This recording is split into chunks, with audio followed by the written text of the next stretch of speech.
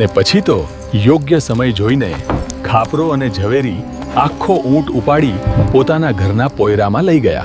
અને બીજા દિવસે જ્યારે રાજાને આ વાતની ખબર પડી ત્યારે તેને સમજાઈ ગયું કે હવે આ બંને ચોર પકડાશે નહીં. અને પછી રાજાએ ઢંઢેરો પીટાવ્યો. ખાપરા અને ઝવેરીને જાણ થાય કે તેમની બમથી ચોરીઓ હું માફ કરું છું અને મેં તમને આજ દિન સુધી જોયા પણ નથી લા. તેથી મારા મહેલમાં આવો, હું તમને ઇનામ આપું છું. એટલે ખાપરા અને ઝવેરી ફરી મહાકાળી માતા પાસે ગયા અને વિનંતી કરી, હે માડી, મોહમ્મદ શાહ બેગડાએ અમને પોતાના રાજ્યમાં તેડાવ્યા છે. હે માડી, જો તું રજા આપતી હોય તો અમે બંને રાજાના મહેલમાં જવા તૈયાર છીએ.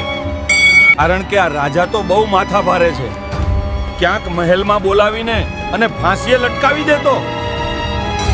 ત્યારે મહાકાળી માતા પ્રસન્ન થઈ બોલ્યા, તમે નિર્ભય થઈને રાજાના મહેલમાં જાઓ. મારો એક વાળ પણ વાંકો થવા દઉં તો હું ગઢ પાવાની કાળકા નહીં. માતાના આ આશ્વાસન પછી ખાપરો અને ઝવેરી નિર્ભય થઈ રાજમહેલ તરફ નીકળી પડ્યા. પછી રાજાએ તેમનું સામૈયું કરીને તેમને ઇનામ આપ્યું અને આમ ખાપરા અને ઝવેરીની ભક્તિથી પ્રસન્ન થઈ ગયો. અને આમ મહાકાળી માતાએ પોતાના ભક્તો માટે અનેક ચમત્કારો કર્યા. મિત્રો, આ હતો પાવાગઢના બે ચોર ભાજ્ય ખાપરા અને ઝવેરીનો રોમાંચક ઇતિહાસ. મિત્રો, આવી જ રસપ્રદ અને રોમાંચક ઐતિહાસિક વાર્તાઓ સાંભળવા માટે આજે જ અમારી ચેનલને સબસ્ક્રાઇબ કરો. ધન્યવાદ.